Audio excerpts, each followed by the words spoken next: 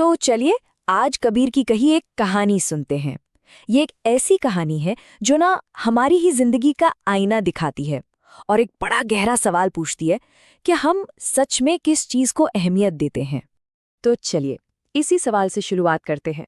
जरा सोचिए, अगर कोई हमसे पूछे कि हमारी सबसे कीमती चीज क्या है, तो हमारा जवाब क्या होगा? शायद हमारा घर, हमारी कमाई, हमारे रिश्ते, है ना? मतलब वो सब कुछ जिसे हम देख सकते हैं, छू सकते हैं और दुनिया को दिखा सकते हैं। देखिए, हमारी आज की कहानी ना बिल्कुल इन्हीं दो किनारों के बीच बहती है। एक तरफ है एक छोटा सा चमकीला सा तोहफा और दूसरी तरफ है वो विशाल दाता जिसने हमें ये जिंदगी ही तोहफे में दी है और जिसे हम शायद सबसे ज्यादा नजरअंदाज कर देते हैं। तो कहानी शुरू होती है एक किरदार से जिसका नाम है रूपवती। और उसकी दुनिया को देखने का जो नजरिया है ना, वो शायद हमें कहीं ना कहीं अपने जैसा ही लगेगा। तो रूपवती, जैसा कि नाम से ही पता चलता है, बहुत ही खूबसूरत थी और उसे इस बात का पूरा एहसास और कह सकते हैं कि अभिमान भी था। उसकी सारी खुशी, उसका आत्मसम्मान, सब कुछ बाहरी चीजों से जुड़ा हुआ था। एक तो अपनी खूबसूरती और दूसरा अपने पति की दौलत। और फिर एक दिन उसकी इस चमक दमक वाली दुनिया में एक ऐसी चीज आती है जो उसके लिए उसके होने से भी ज्यादा जरूरी बन जाती है। हुआ ये कि उसके पति शहर से उसके लिए एक बहुत ही नायाब तोहफा लाए थे, सोने की हीरों से जड़ी एक खूबसूरत सी नथनी। अब देखिए, वो सिर्फ एक गहना नहीं था, बल्कि वो तो उसके पति के प्यार और उनकी हैसियत का एक जीता जागता सबूत था। रूपवती की तो जैसे दुनिया ही बदल गई। अरे, वो नथनी तो अब उसकी पहचान बन चुकी थी। दिन भर बस आईने के सामने उसे निहारते रहना, गांव की बाकी औरतों को दिखाना, बस यही उसका काम रह गया था। ऐसा लग रहा था जैसे उसकी सारी की सारी खुशी बस उस एक नथनी में आके सिमट गई। उसके दिमाग में ना 24 घंटे बस एक ही धुन सवार रहती थी। आह, कितनी सुंदर है, कहीं खो ना जाए। अरे, इस पर तो धूल भी नहीं जमनी चाहिए। उसका पूरा ध्यान, उसकी सारी एनर्जी बस उस एक छोटी सी चीज की हिफाजत में लग गई थी। बिल्कुल वैसे ही जैसे आज हम अपने नए फोन या महंगी गाड़ी को लेकर परेशान रहते हैं। लेकिन कहानी में असली मोड़ तब आता है जब उसके गांव में एक पहुंचे हुए संत आते हैं।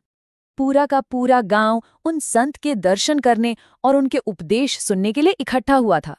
रूपवती भी वहां पहुंची, लेकिन उसका शरीर तो वहां था, पर मन तो कहीं और ही भटक रहा था। वो सत्संग में बैठी बैठी भी बार बार अपना घूंघट सरका रही थी। क्यों? ताकि सबकी नजर उसकी नई नथनी की चमक पर पड़े। और वो संत, उनकी नजरें तो पारखी थीं। उन्होंने एक ही पल में भांप लिया कि इस औरत का मन आखिर कहाँ अटका हुआ है।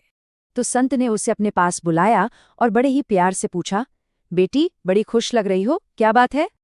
रूपवती को तो जैसे मौका ही मिल गया। उसने फौरन अपनी नथनी दिखाते हुए कहा, देखिए महाराज, ये मेरे पति ने दी है। मुझसे कितना प्यार करते हैं, मेरा कितना ख्याल रखते हैं। उसके एक एक शब्द से अभिमान टपक रहा था। और यहीं पर कहानी अपने सबसे अहम मोड़ पर पहुंचती है, जब संत रूपवती के इस गर्व का जवाब एक ऐसे सवाल से देते हैं जो उसकी पूरी दुनिया हिलाकर रख देता है। संत धीरे से मुस्कुराए और बोली, ये तो बहुत अच्छी बात है बेटी कि जिसने तुम्हें इतनी सुंदर नथनी दी, तुम उसे याद कर रही हो, उसका गुणगान कर रही हो। फिर संत एक पल रुके और कहा, पर एक बात बताओ, जिस यार ने तुम्हें ये छोटी सी नथनी दी, उसका तो तुम बार बार चिंतन कर रही हो, लेकिन जिस करतार ने तुम्हें ये नाक ही दी, उसे तो तुम भूल ही गई। नथनी दीनी यार ने तो चिंतन बारंबार, नाक दीनी जिस करतार ने, उनको तो दिया बिसार। ये दो पंक्तियां सिर्फ शब्द नहीं थे, ये एक बहुत गहरी सच्चाई का आईना थी। संत के ये शब्द किसी तीर की तरह सीधे रूपवती के दिल में जाकर लगे। एक ही पल में उसका सारा घमंड, सारा का सारा अभिमान शीशे की तरह टूटकर बिखर गया। उसे एहसास हुआ कि वो एक बेजान चीज के मोह में इतनी अंधी हो गई थी कि जिसने उसे ये शरीर, ये सांसें, ये जिंदगी दी, उसे ही भुला बैठी। बस उस एक सवाल ने सब कुछ बदल दिया। उसका सिर, जो अभिमान से तना हुआ था, अब श्रद्धा से संत के चरणों में झुका था। और उसके दिल में उस नथनी के लिए जो मोह था ना, उसकी जगह अब जिंदगी के लिए एक गहरी कृतज्ञता, एक शुक्रगुजारी ने ले ली थी। तो ये कहानी हमें ये सोचने पर मजबूर करती है कि हमारी अपनी नथनियाँ क्या हैं। क्या वो हमारा नया फ़ोन है, हमारी नौकरी का टाइटल है, या सोशल मीडिया पर मिले लाइक्स।